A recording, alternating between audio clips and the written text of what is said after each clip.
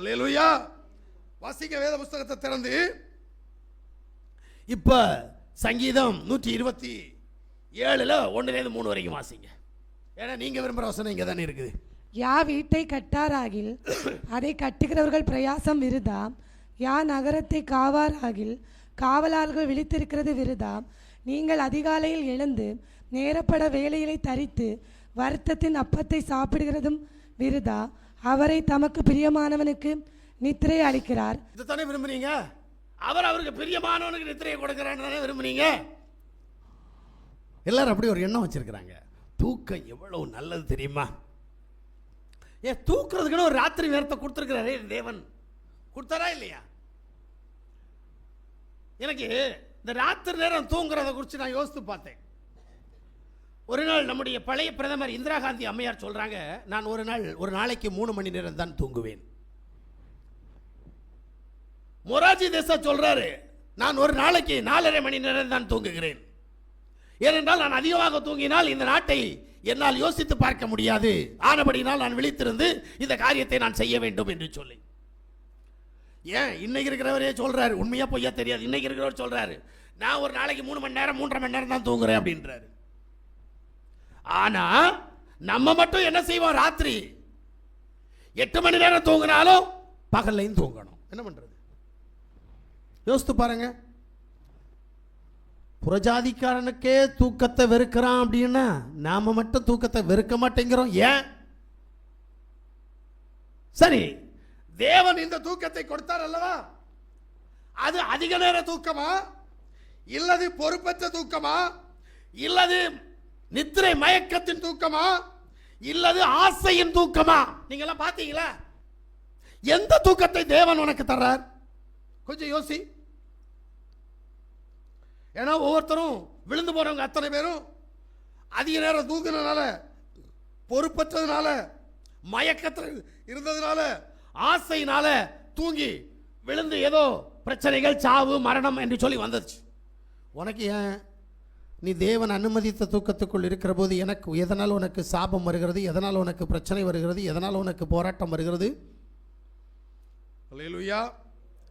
நீதிமொழியின் புஸ்தகம் 22வது அதிகாரம் அதனுடைய 21வது வசனத்தை நான் வாசிக்கிற போது, இன்னும் கொஞ்சம் உறங்கட்டும், இன்னும் கொஞ்சம் கை முடக்கி கொண்டு நித்திரை செய்யட்டும் என்பாயோ, உன் தரித்திரம் வழிபோக்கனை போலும்.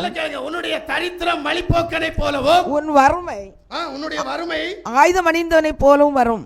ஆயுதம் அணிந்தவனை போலவும் வரும். யோசிக்கிறீங்களா? அது நீதிமொழி 6வது அதிகாரம் 9-11 வரைக்கும் வாசித்தீங்களா? சோம்பேறியே, ஆமென், நீ எவ்வளவு நேரம் படுத்திருப்பாய், எப்பொழுதும் தூக்கத்தை விட்டு எழுந்திருப்பாய். இன்னும் கொஞ்சம் தூங்கட்டும், இன்னும் கொஞ்சம் உறங்கட்டும், இன்னும் கொஞ்சம் கை முடக்கி கொண்டு நித்திரை செய்யட்டும் என்பாயோ, உன் தரித்திரம் வழிபோக்கனை போலும். நல்லா கேட்டுக்கலுங்க. ஏன் தரித்திரம் வருதுன்னு தெரியணும். முதல்ல உன் தரித்திரம் வழிபோக்கனை போலவும், உன் வறுமை ஆயுதம் அணிந்தவனை போலவும் வரும். உன்னுடைய வறுமை ஆயுதம் அணிந்தவனை போல. அப்ப அங்க யுத்தம் பண்ண முடியாது, அப்போ உன்னால ஜெயிக்க முடியாது. அப்படிப்பட்ட வறுமை உனக்கு வரக்கூடிய ஒரு காலகட்டம் உண்டு. இன்னைக்கே மனம் திரும்பு, இன்னைக்கே நித்திரை மயக்கத்தை விட்டு வெளியில வா. தூக்க அளவோடு இருக்கணும். தேவன் திட்டவட்டமா சொல்லி முடிச்சிட்டாரு. என்ன தூக்கம் என்ன செய்யும்? கந்தையை வருத்தி வைக்கும். தூக்கம் தரித்திரன் ஆவதற்கு வழிவகுக்கும். அப்ப இதெல்லாம் அறிஞ்ச பிறகு ஏன் இந்த காரியத்துக்குள்ள கடந்து போற? தேவ சமூகத்தில் வந்திருக்கிற தேவனுடைய பிள்ளைகள் இன்னைக்கே முடிவு பண்ணுங்க, நான் ஜெபத்திலும் உபவாசத்திலும் வேத வாசிப்பிலும் ஆராதனையிலும் தூங்க மாட்டேன். இந்த 4 சமூகத்தில் நான் தேவ சமூகத்தில் முழுமையாய் உறுதியாய் இருப்பேன். தூக்கத்தை வெறுப்பேன். தூக்கம் என்னை ஜெயிக்க கூடாது, நான் தூக்கத்தை ஜெயிக்க வேண்டும் என்கின்ற வெறித்தனத்தோடு இருப்பேன் என்கின்ற எண்ணம் நமக்கு உருவாகணும். வீட்டில் பிசாசு போராட்டம், ஆனா தூங்குவோம். பிள்ளைகள்கிட்ட பிசாசு போராட்டம், ஆனா தாய் தோப்ப நிம்மதியா தூங்குவோம். அதை பற்றி கவலையே இருக்காது. ஏன்னு எனக்கே தெரியல. நான் நினைக்கிறது என்ன தெரியுமா? தாய் தகப்பன் என்கின்ற ஸ்தானத்தை கொடுத்த அந்த பிள்ளைகளுக்கு எந்த பொல்லாப்பும் வராமல் தாய் தகப்பன் திறப்புல நிக்கணும் அப்படின்னு நினைக்கிறேன். ஜெபிக்க ஜெபிக்க பிள்ளைகளை அவர் அவருடைய சித்தத்தின்படி பாதுகாத்துக் கொள்வார். நாம ஜெபிக்காம தூங்குனா நம்முடைய சாபங்கள் நம்முடைய குடும்பத்தில் இருக்கிற கற்பத்தின் கனிகளுக்கு கடந்து போகும் என்பதை ஏன் நாம் இன்னும் நினைத்து பார்க்காதபடிக்கு தூங்கிக் கொண்டிருக்கிறோம்? அல்லேலூயா, அல்லேலூயா. அப்ப தேவ சமூகத்தில் கடந்து வந்திருக்கிற தேவனுடைய பிள்ளைகளாவது இன்று முதல் நான் தூக்கத்தை வெறுக்க போகிறேன். நான் நல்லா சொல்லி பார்க்கிறேன். தூக்கம் வருதா, சுடுதண்ணி கொண்டு கண்ணை கழுவு, ஒரு டீ குடி. ஆனா செய்ய மாட்டோம். உங்களுக்கு ராத்திரி டீ பிடிக்காது. அப்ப நீ தூக்கத்துக்காகத்தான் ஜெபத்தை வெறுக்கிறன்றதை நீ முதல்ல புரியணும். டீ குடிச்சா தூக்கம் போயிடும் அப்படிதான் நினைக்கிற? சுடுதண்ணியால முகத்தை கழுவுன தூக்கம் போயிடும் அப்படிதான் நினைக்கிற? எழும்பி நடந்து ஜெபம் பண்ணுண்டா நடந்து ஜெபம் பண்ண மாட்டோம். ஏன்? முதல்ல நீ வெறுக்கணும்.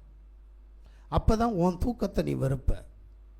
ஒன்ன நீ வெறுக்காம நீ தூக்கத்தை வெறுக்க முடியாது. ஆனபடியினால் தேவ சமூகத்தில் கடந்து வந்திருக்கிற தேவனுடைய பிள்ளைகளே, நீதிமொழியின் புஸ்தகம் 20வது அதிகாரம் 13வது வசனம் சொல்லுகிறபடி, தூக்கத்தை விரும்பாதே, விரும்பினால் தரித்திரனாவாய். கண் விழித்திரு, அப்போது ஆகாரங்களினால் நீ திருப்தியாக போகிறாய். விசுவாசிக்கிறையா? எல்லாரும் கண்களை மூடுவோம்.